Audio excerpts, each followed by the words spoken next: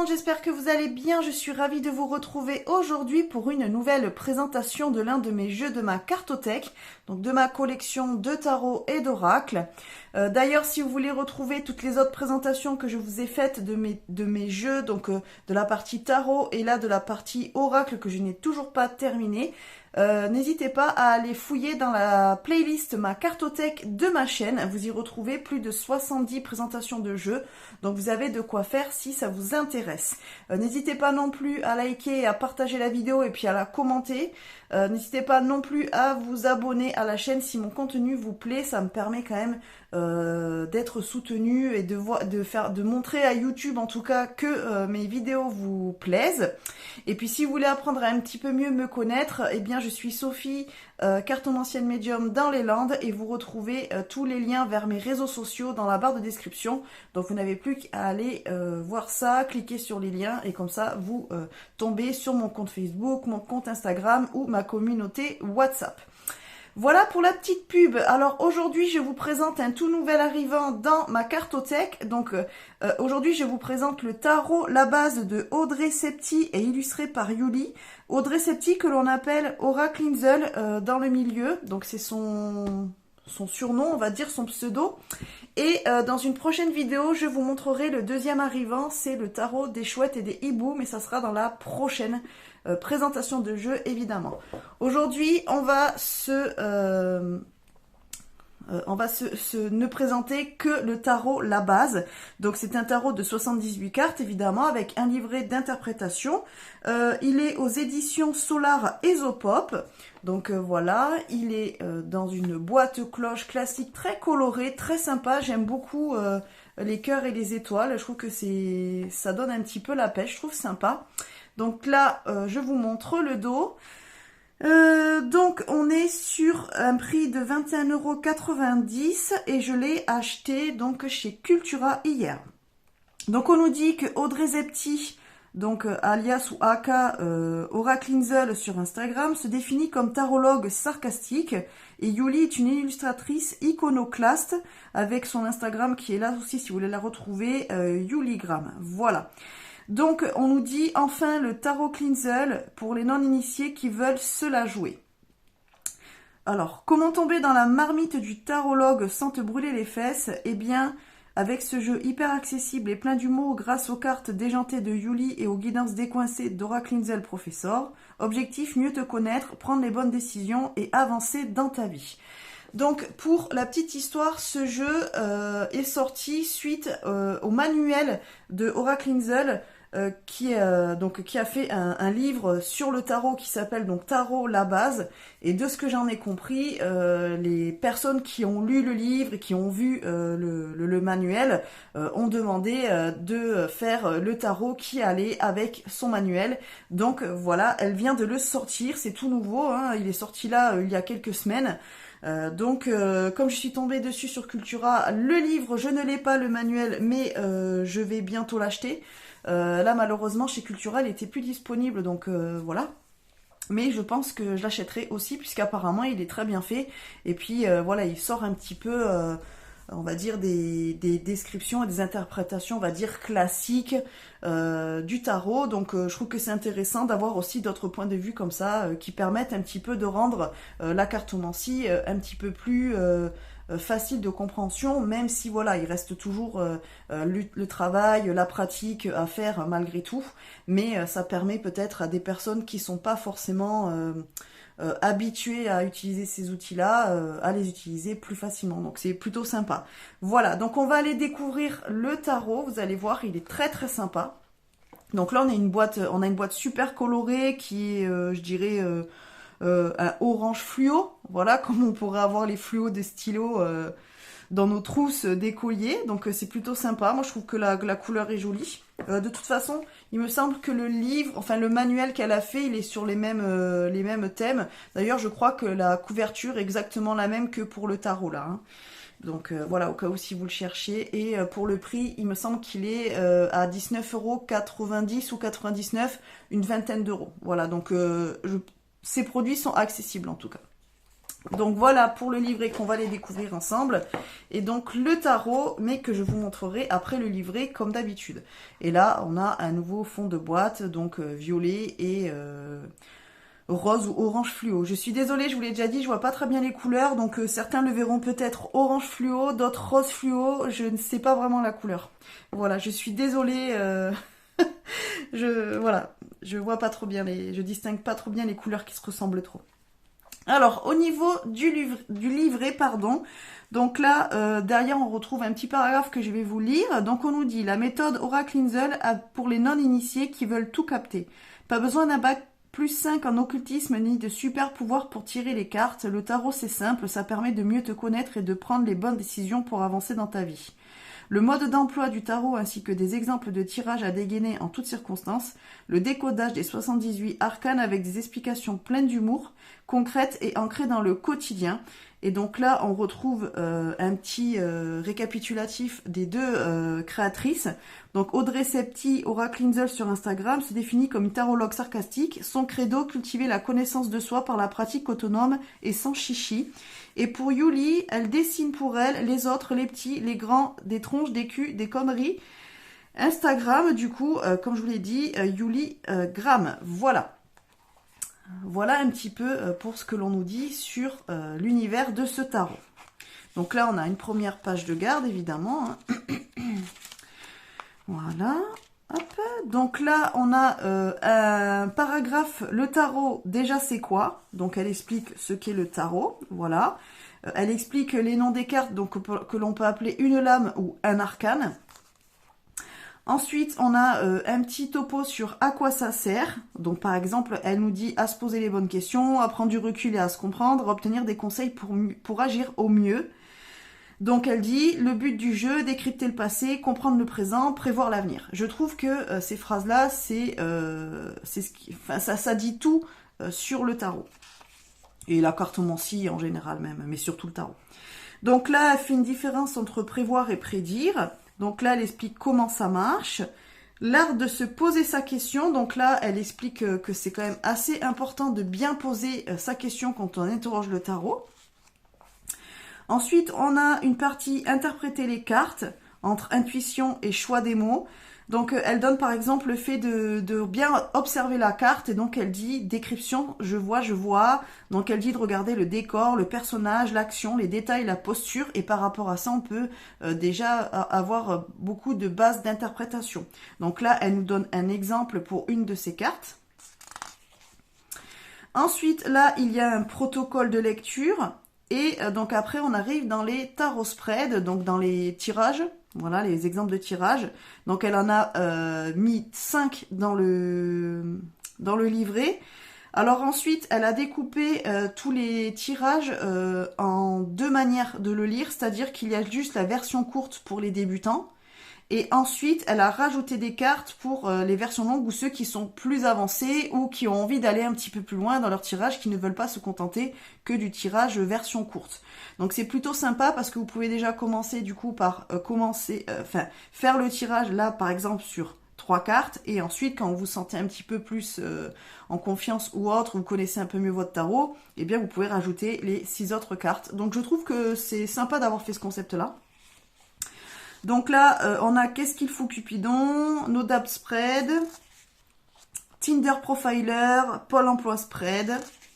Donc ça, c'est les 5 et Basic Spread. Je trouve que les noms sont sympas. Voilà.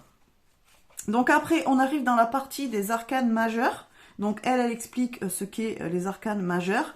Et donc là, on arrive sur la partie, par exemple, du fou. Donc on a une petite illustration, c'est dommage, c'est en noir et blanc. Mais bon, voilà, hein, au moins la carte est en entier. Mais bon, voilà, vous savez que moi, dans les livrets, j'aime bien quand il y a la couleur quand même. Donc là, un petit peu dommage, mais c'est quand même déjà chouette. Donc après, vous avez le nom de la carte. Donc là, on est sur le fou. Elle donne les mots-clés principaux. Donc impulsion, départ, audace. Ensuite, on a un petit paragraphe explicatif ou d'interprétation. Vous avez les plus et les moins. Donc les plus, c'est par exemple quand vous lisez la carte en droit. Et les moins, pour moi, ça serait quand vous lisez la carte en vert.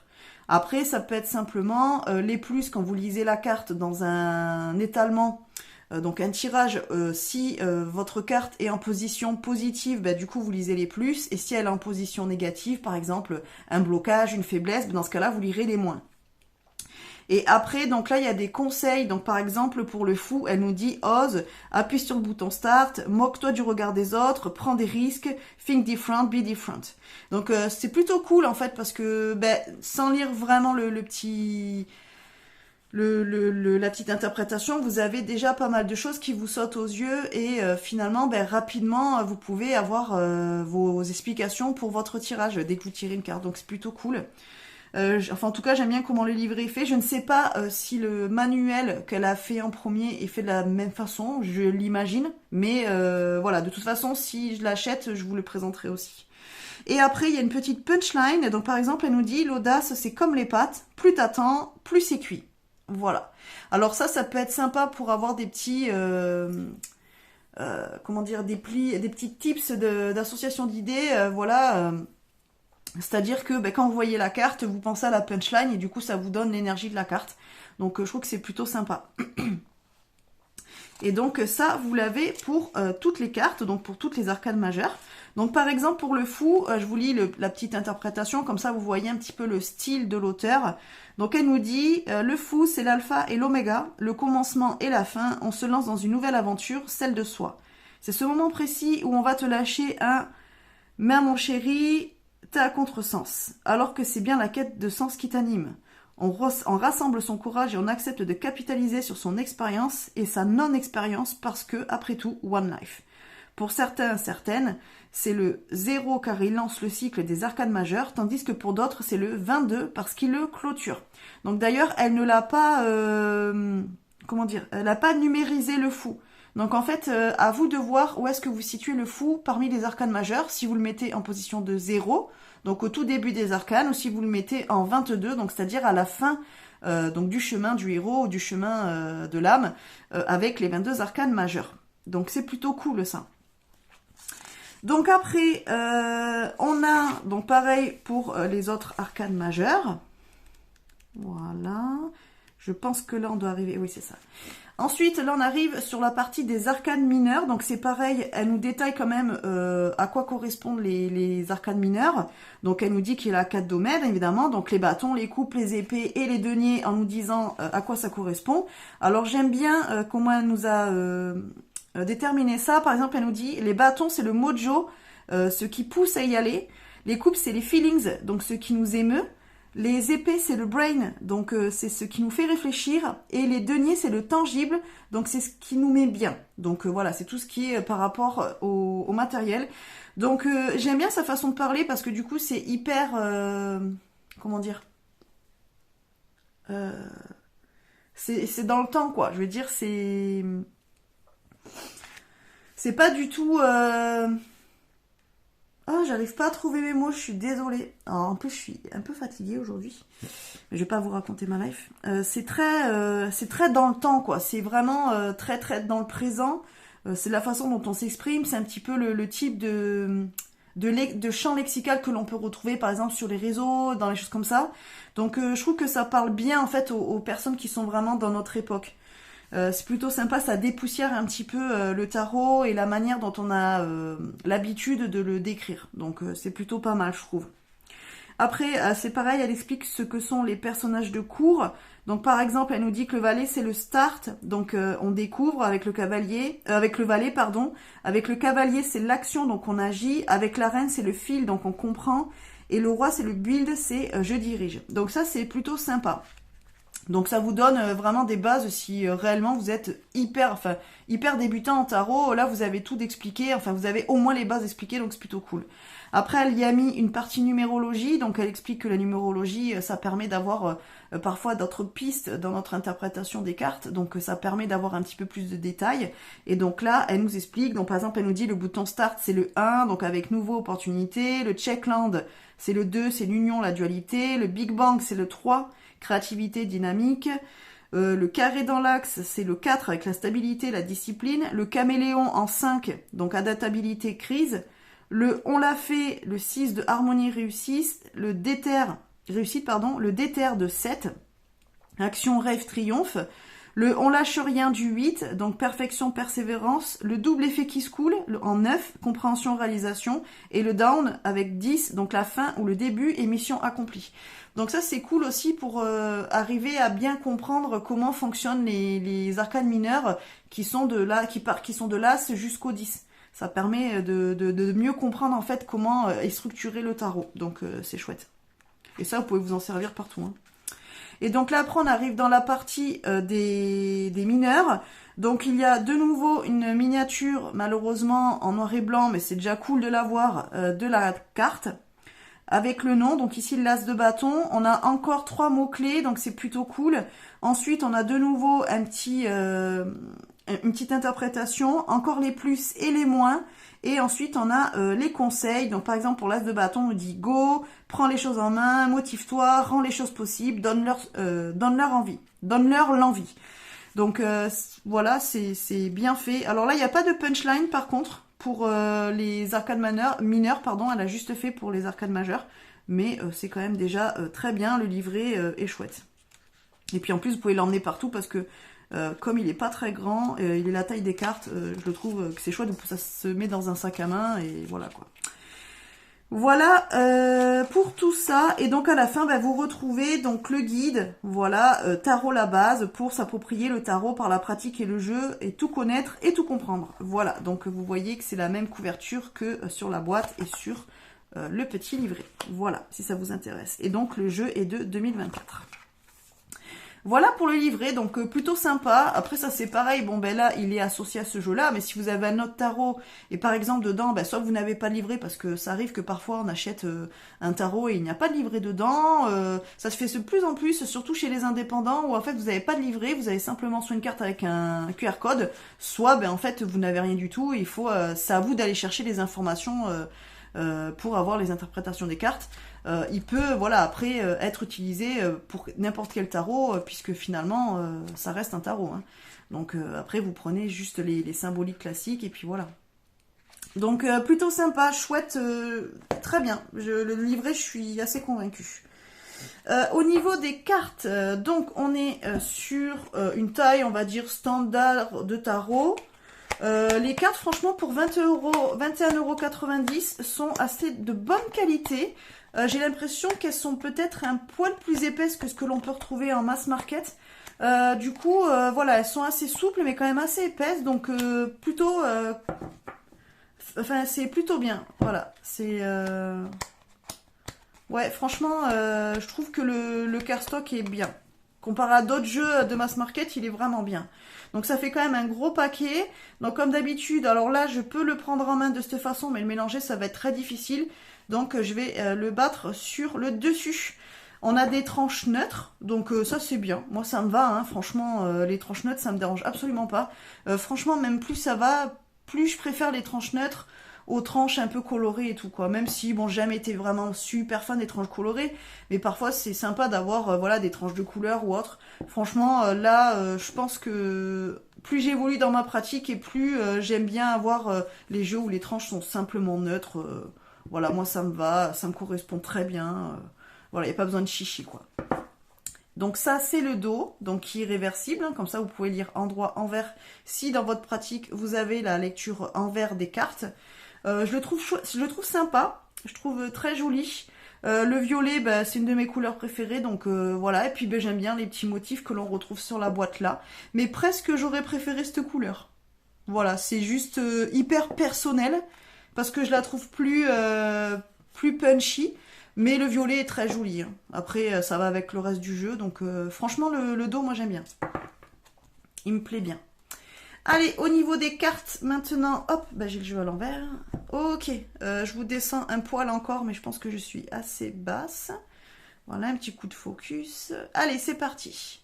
Donc, on est sur un tarot à 78 cartes, classique, base Rider-Waite-Smith. Voilà. Donc là, on a le fou. Le magicien. Donc, vous voyez, c'est très ancré dans la modernité. Donc ça va tout à fait avec sa façon de s'exprimer, sa façon d'appréhender le tarot.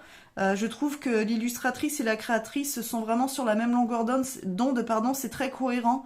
Donc plutôt top quoi, c'est très très très moderne. Voilà, ça reste un petit peu dans notre vie de maintenant, de comment on pourrait vivre, de comment on pourrait être, de ce que l'on peut voir aussi par exemple à travers les réseaux, à travers les films modernes, des choses comme ça. C'est comme le Cosmic Cycles Tarot, on est vraiment dans les mêmes dans la même enfin dans le même type de jeu quoi. Voilà. Alors ils ont pas du tout la même énergie par contre. Si vous ne le connaissez pas, le Cosmic Cycles Tarot, je vous invite à aller voir la vidéo de présentation que j'ai faite. Je l'ai faite il y a une semaine ou 15 jours je crois.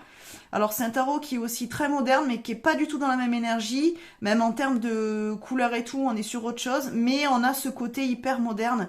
Dans les imageries du tarot qui sont sympas et qui font un petit peu du bien, qui mettent un petit peu de fraîcheur quand même et qui dépoussièrent un peu les choses, même si j'adore les versions classiques du tarot, attention. Hein.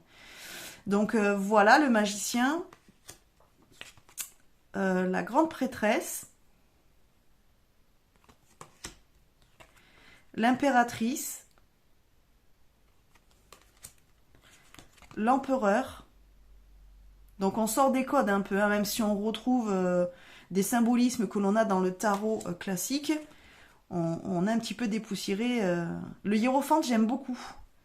Le fait d'avoir ces deux enfants qui écoutent ce personnage un petit peu plus âgé, on pourrait le prendre soit pour un grand-père, soit pour un professeur, mais j'aime bien, je trouve que il représente très très bien le hiérophante. Le hiérophante, c'est pas forcément la carte que je préfère, mais j'avoue que dans ce jeu-là, je l'aime beaucoup. Je le trouve très bien. Les amoureux. Donc il y a beaucoup de diversité aussi. Donc ce jeu, il peut parler aussi à tout le monde. Il n'est pas dans des clichés, quoi. Le chariot. Donc je trouve que c'est sympa aussi. La force, j'aime bien aussi. J'aime beaucoup. L'ermite. Alors, l'ermite, normalement, c'est ma carte préférée du tarot. Je l'aime bien, mais c'est pas mon préféré. Alors, je ne sais pas pourquoi. Alors, je refais encore la comparaison avec le Cosmic Cycles Tarot, alors que les deux n'ont rien à voir, mais je parle en termes de modernité, en termes d'imagerie. On est un peu sur le même principe de moderniser le tarot. Je préfère de loin l'ermite du Cosmic Cycles Tarot. Parce qu'il correspond peut-être mieux à l'image ou moi ce que j'entends du tarot. Là, cet ermite, oui, il est tout à fait ermite, il n'y a pas de problème, mais c'est moins la représentation que je m'en fais. Mais il est très bien aussi, mais c'est pas forcément mon préféré. La roue de fortune, j'aime bien. Là, on est sur le cliché, mais j'aime bien. La justice. Avec le cœur et le cerveau, là. C'est pas mal, hein. Le pendu, donc là on voit bien que c'est un pendu, elle est en position de yoga, mais elle est pas, c'est-à-dire qu'elle n'est pas bloquée. Donc là on retrouve bien cette... En tout cas, moi dans cette carte-là du pendu, j'y vois pas justement le fait que ce soit un blocage quand on tombe sur le pendu, c'est plus une question de s'arrêter soi-même, de décider peut-être aussi de se mettre en pause pour observer un autre point de vue par exemple. Et je trouve que dans cette carte-là, ça ressort plus que dans d'autres pendus. Du coup, j'aime bien. Elle a moins la notion de blocage, en tout cas pour moi. La mort. Donc j'aime bien aussi une autre réinterprétation très moderne. La tempérance. Très chouette aussi. Le diable, j'aime bien. Bon après, franchement, toutes les cartes, je les aime bien. Et puis surtout les arcanes majeures sont très réussis. Dans ce jeu-là, je préfère les arcanes majeures aux mineurs, mais même si tout le jeu est très bien. La tour, j'aime bien aussi le fait que la gamine, elle ait mis le feu à la bibliothèque. Ça me fait marrer. Avec sa combinaison licorne. L'étoile, avec son pull bisounours, là, c'est cool. La lune, pas mal aussi. Le soleil. Alors, j'aime bien aussi au niveau des morphologies, vous voyez, on trouve vraiment tout le panel de personnes que l'on pourrait avoir autour de nous, que l'on pourrait être. Du coup, j'aime bien qu'on sorte un petit peu des codes classiques, en fait. J'aime pas dans tous les tarots, mais dans celui-là, j'aime bien. C'est fait, c'est bien fait. Le jugement, j'aime beaucoup aussi. Le Monde. Puis c'est alors franchement, celle-là, je l'adore. Donc ça, c'est une carte bonus. Puisque normalement, elle n'est pas dans le tarot. C'est le Happy Squirrel. Donc j'aime bien. Elle est sympa. Donc là, on a l'As de bâton. Voilà, deux de bâton. Donc là, on est un petit peu sur un mélange de Rider-Waite et de jeu pipé quand même. Donc de jeu pipé, c'est-à-dire qu'avec... on n'a pas forcément des scènes complètes. Pipé, c'est ce que vous retrouvez par exemple dans les mineurs du tarot de Marseille. Voilà, il n'y a pas d'imagerie. Et je trouve qu'il y a quand même un mix entre les deux parce qu'on n'est pas forcément sur de la scène comme dans le Rider-Waite classique. Mais il y a quand même des symbolismes. Là, on voit quand même le panneau pour le choix, la boussole. Donc, on comprend quand même l'idée du 3 de bâton. Mais voilà, on n'est pas non plus sur une scène avec des personnages, quoi. C'est comme si on faisait un focus, un petit peu. Enfin, en tout cas, moi, ça me fait penser à ça. Donc, j'ai l'impression que c'est un petit peu un mix, quand même. Donc, le 4 de bâton. 5 de bâton. 6, le 7. Alors d'ailleurs, les bâtons, vous voyez, c'est des baguettes magiques. C'est marrant. Le 8 de bâton qui représente très bien cet effet de rapidité, j'aime bien. Le 9 de bâton. Et le 10 de bâton. Alors, il y a quelques rêves de pop culture, j'aime bien aussi. Valet de bâton. Ouais, il me fait penser à... Ah, j'ai perdu son nom. À Jim Carrey, il me fait penser. Donc je pense qu'elle a repris quand même des personnages de pop culture. Parce que là, on dirait Jim Carrey quand il fait... Ah, comment il s'appelle Je me souviens pas. Vous verrez de quoi je parle. Peut-être que vous aurez la ref. Ça me revient pas, là. C'est un film qu'il a fait. Alors là, on a Aquaman. Hein. Voilà.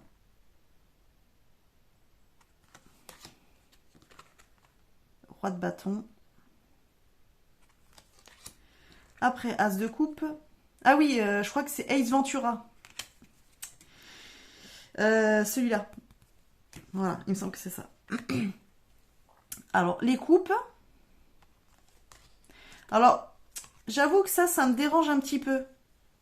Les encadrer comme ça, là. J'aurais pas forcément mis. Voilà.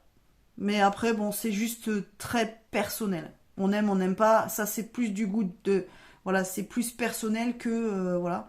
J'avoue, j'aurais préféré les illustrations sans les encadrer. Mais c'est vraiment, comme je vous dis, très personnel. As de coupe. 2 de coupe. Le 3 de coupe. 4 de coupe. 5 de coupe. 6 de coupe. Le 7. 8 de coupe. 9 de coupe. Le 10. Le valet. Le cavalier. Puis j'aime bien le fait qu'elle soit sortie, mais que voilà, par exemple, elles mettent des hommes par exemple pour les reines, et elles puissent mettre des femmes pour les cavaliers, par exemple. Normalement, c'est des figures masculines que l'on retrouve, et là, elle a mixé. Je trouve que c'est bien, puisqu'on est plus dans l'énergie que plus le sexe en lui-même. Ce qui est vrai dans le tarot, en fait, ce sont des archétypes. Donc c'est pas ceux que vous sortez un cavalier que ça représente forcément un homme. Hein. Reine de coupe et le roi de coupe. Après, on a les deniers. Donc, je crois aussi que les couleurs sont différentes. Attendez. Là, ouais, vous voyez, on est plus sur des bleus. Ensuite, là, on est plus sur des violets. Là, on est plus sur des roses orangés. Et je crois qu'après, on aura encore plus du bleu violacé pour les épées. Et je trouve que c'est pas mal d'avoir fait des codes couleurs. Parce que dans un tirage comme ça, vous allez pouvoir repérer plus facilement si vous avez plus de deniers ou plus de pentacles. Enfin, plus de pentacles, c'est la même chose. Plus de deniers ou plus d'épées ou plus de bâtons. Je trouve que c'est pas mal pour repérer dans le tirage.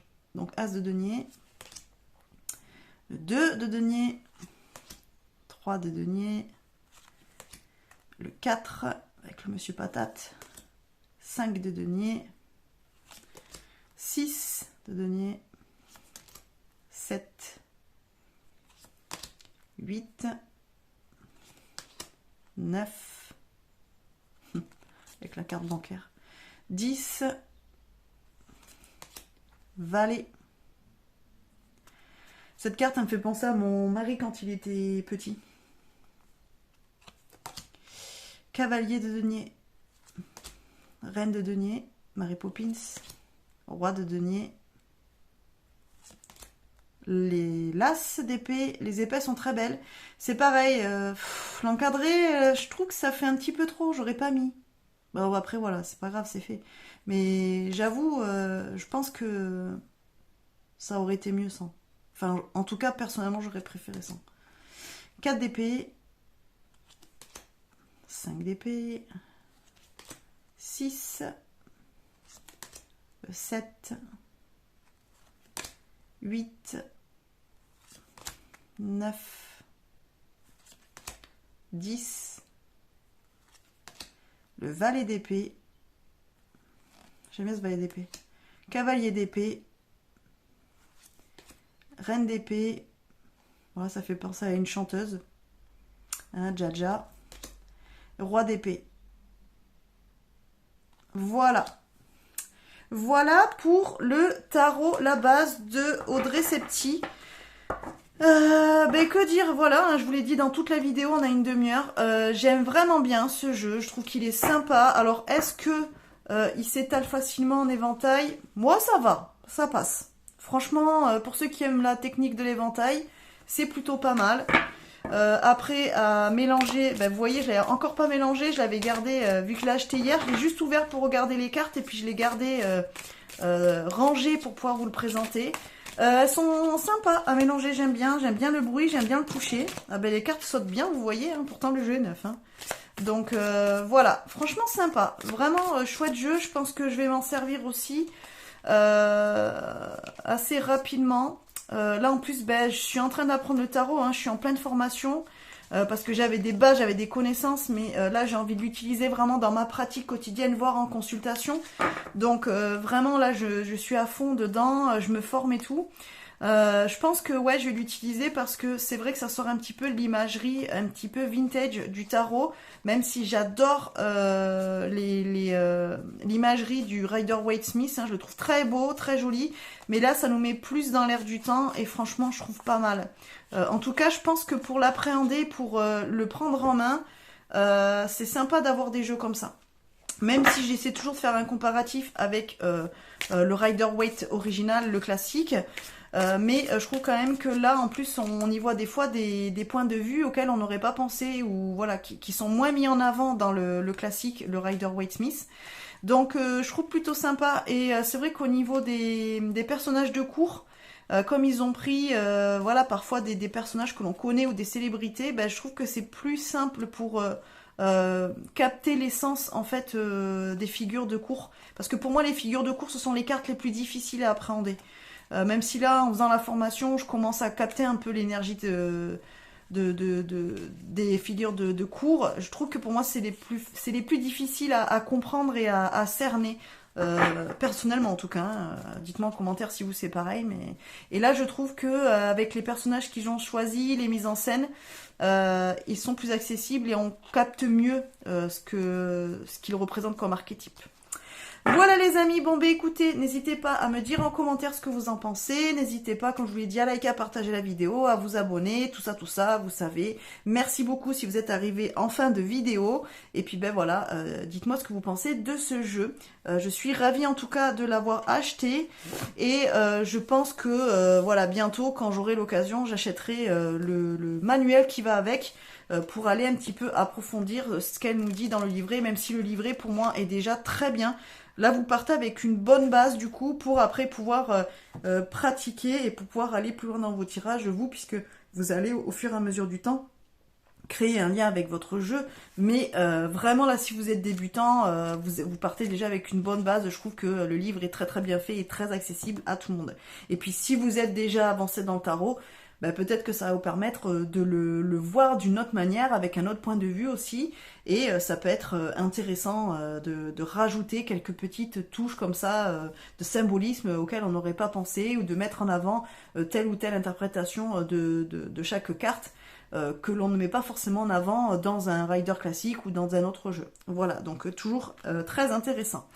Voilà les amis, bon bah écoutez, je vous laisse là, je vous fais des bisous et je vous dis à bientôt.